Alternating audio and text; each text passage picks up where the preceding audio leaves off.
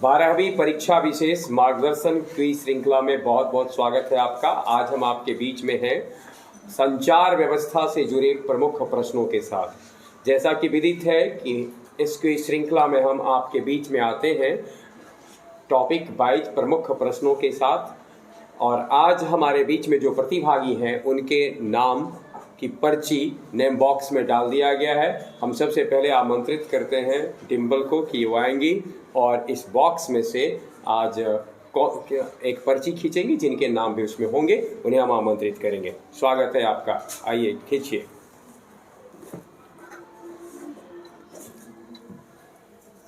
चलिए, ये पर्ची खींची गई है और जो पर्ची आई है उसके अनुसार बिट्टू है हमारे बीच में। बहुत बहुत स्वागत है बिट्टू का। बिट्टू, आप 12वीं क्लास में हैं जी। मेरी ओर से शुभकामनाएं। आपकी परीक्षा जो आने वाले महीने में है वो बेहतर हो, आप बेहतर करें, इन तमाम शुभकामनाओं के साथ। जैसा कि आप जानते होंगे संचार व्यवस्था आपका टॉपिक है और इससे जुड़े 25 सवाल आपके पास होंगे। वस्तुनिष्ठ प्रश्न है और इन प्रश्नों के उत्तर आपको देने होंगे। विकल्प सुन के उत्तर दीजिएगा। पहला प्रश्न आपके लिए है फैक्स। नाम सुना होगा फैक्स, FAX, फैक्स, जिसको हम लोग फैसिमाइल टेलीग्राफी हिंदी में अनुलिपि कहते हैं। इसकी खोज किसने की थी? फिर से एक बार प्रश्न रिपीट करते हैं हम आपके लिए। फैक्स फैसिमाइल टेलीग्राफी की खोज किसने की थी? ऑप्शन है आपके लिए Licklider, Tim Berners Lee, Alexander Bain, John Logie Baird, JL Baird जिनको शॉर्ट में कहते हैं। Alexander Bain. अलेक्जेंडर वेन ने फैक्स की खोज की थी जी। कंफर्म है? तो बता सकते हैं किस वर्ष इसकी खोज हुई थी? 1955 में अलेक्जेंडर वेन ने फैक्स की खोज की थी। बिल्कुल सही उत्तर दिया है। और हम अपने श्रोताओं को ये बता दें कि लिक लीडर की भी काफी बहुत बड़ा योगदान है संचार के क्षेत्र में। इंटरनेट जिसे हम आजकल काफी यूज करते हैं, काफी लोकप्रिय हो गया है इंटरनेट सेवा। इसकी शुरुआत हुई थी 1968 में और 1968 में इसकी खोज करने का श्रेय जाता है लिक लीडर को। वही www, ये भी बड़ा चर्चित नाम है, फलाना www.com।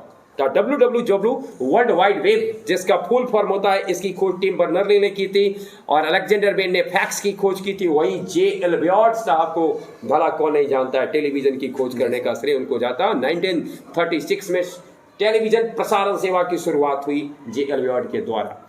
अगला सवाल आपसे है, पृथ्वी से ऊपर पृथ्वी के जो उपग्रह को भेजा जाता है तो उसके कई कक्ष हैं।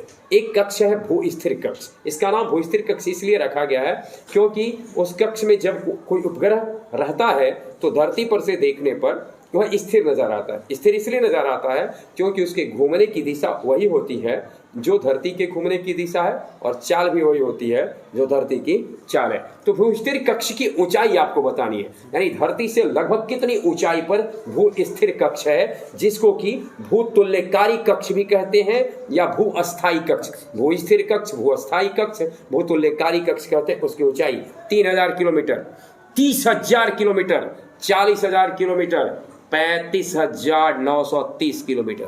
35,930 किलोमीटर। 35,930 किलोमीटर, लगभग 36,000 किलोमीटर है। सही उत्तर है। मॉड्यूलन के जो बेसिक मॉड्यूलन होते हैं, संचार जगत में आपने मॉड्यूलेशन सुना होगा, तो मॉड्यूलन जो बेसिक्स होते हैं, बेसिक्स मॉड्यूलन कितने हैं? मैं जब बात कर रहा हूं तो स्पष्ट कर देते हैं प्रश्न करते वक्त ही कि मॉड्यूलन के यूं कई प्रकार होते हैं, विविध प्रकार के मॉड्यूलन है, लेकिन बेसिक्स मॉड्यूलन की संख्या आपको बतानी है कितनी? 2, 4, 3, 5? 3 बता सकते हैं तीनों मॉड्यूलन का नाम? जी बताइए। आयाम, आवृत्ति, कला। आयाम, आवृत्ति, कला, एम्पलीट्यूड, फ्रीक्वेंसी एंड फेज। बिल्कुल सही उत्तर है। मॉड्यूलेशन 3 है, आयाम, आवृत्ति और कला। और अपने श्रोताओं को एक बात हम बता दें कि पल्स मॉड्यूलेशन का भी चर्चा होता है और विभिन्न मॉड्यूलेशन की चर्चा हो रही है, लेकिन जो बेसिक्स हैं वो 3 होते हैं। और अगला सवाल आपसे है, क्षोभ मंडल में एक घटना घटती है।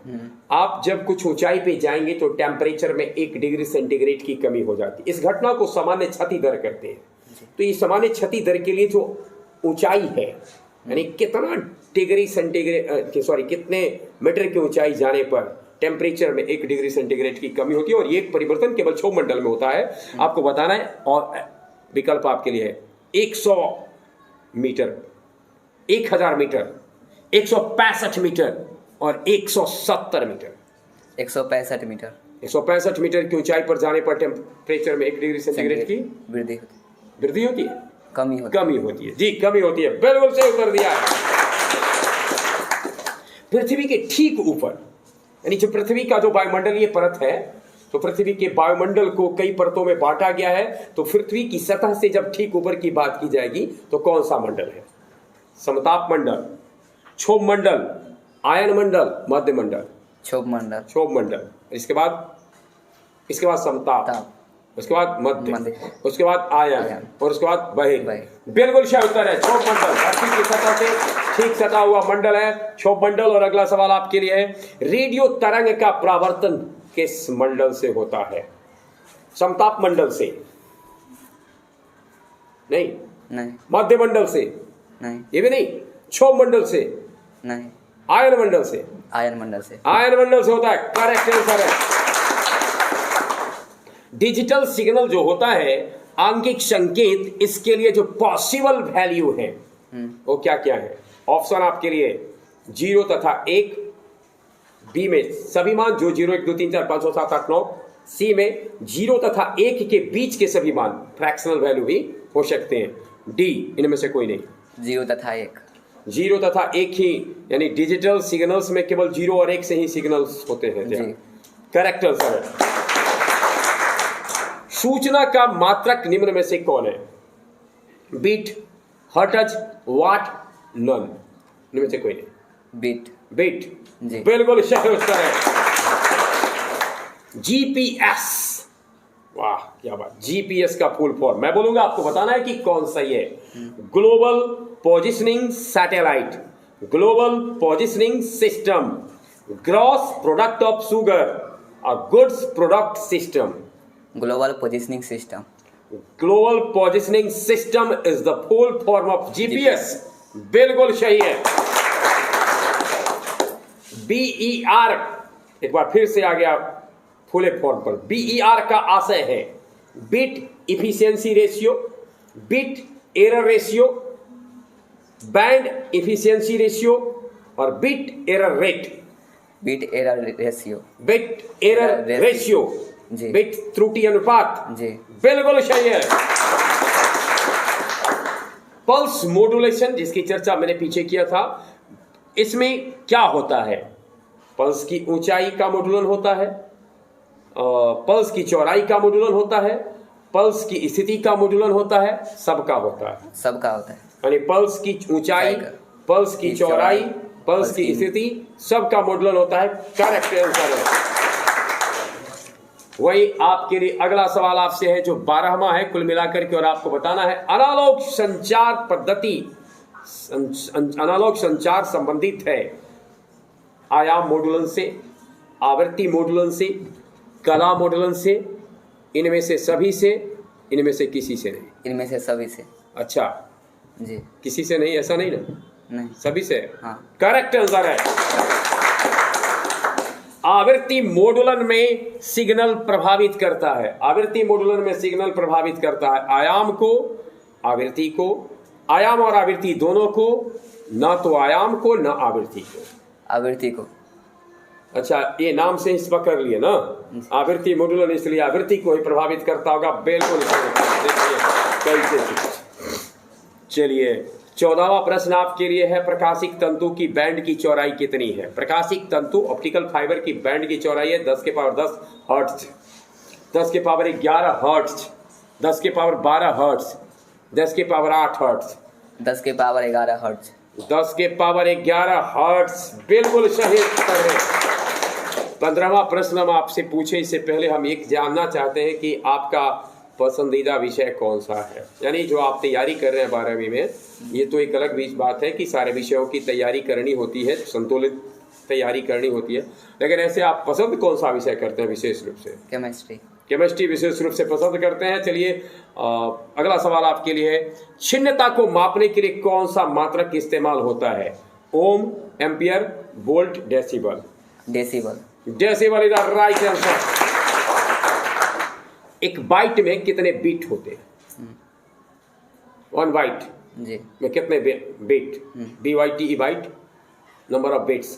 जी ऑप्शन आपके लिए 8, बी 9, सी 1/8, डी 10। 8। 8 जी बाइट में 8 गो बीट करेक्ट आंसर है। देखिए क्या बात है। और अगला सवाल आपसे है, लघु तरंगों का परास क्या होता है? लघु तरंग के परास रेंज कहां से कहां तक में लघु तरंग है? 3 मेगाहर्ट्ज से 30 मेगाहर्ट्ज, 300 किलो हर्ट्ज से 3 मेगाहर्ट्ज, 30 किलो हर्ट्ज से 300 किलो हर्ट्ज, 30 मेगाहर्ट्ज से 300 मेगाहर्ट्ज। 3 मेगाहर्ट्ज से 30 मेगाहर्ट्ज। यानी लघु तरंग 3 और 30 मेगाहर्ट्ज के बीच में रेंज वाले हैं। जी करेक्ट। एक संस्था में अगर कोई स्थापित नेटवर्क है तो उसको निम्न में से किसे क्या कहा जाता है? इंटरनेट, लोकल एरिया नेटवर्क जिसे LAN कहते हैं, कंप्यूटरों का निकाय, कंप्यूटरों का network. Local area network. Local area network. और अगला सवाल आपसे है जो ये 20वां सवाल है आपसे, टेलीविजन प्रसारण में किस आवृत्ति परास का उपयोग होता है? 30 हर्ट्ज से 300 हर्ट्ज, 30 किलो हर्ट्ज से 300 किलो हर्ट्ज, 30 मेगा हर्ट्ज से 300 मेगा हर्ट्ज, 3 गीगा हर्ट्ज से 300 giga hertz.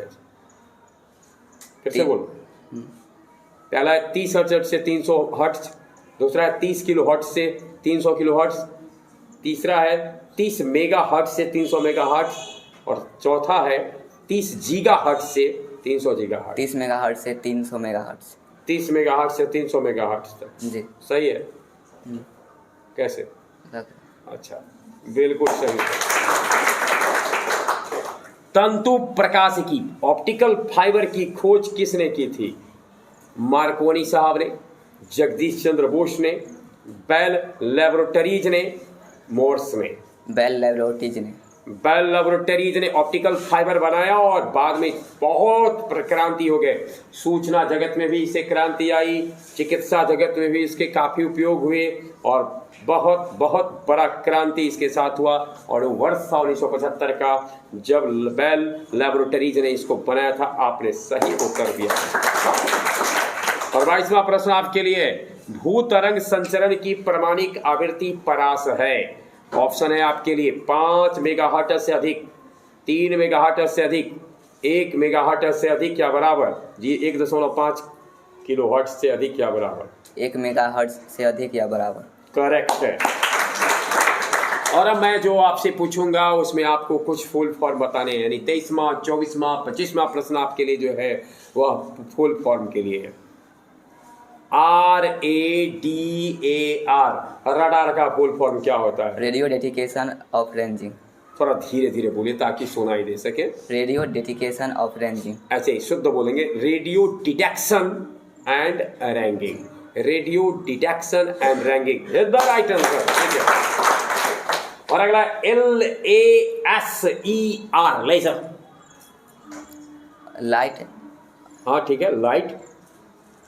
Light amplification. Yes. Light amplification of stimulated. हाँ, स्टिमुलेटेड। इससे क्या होगा?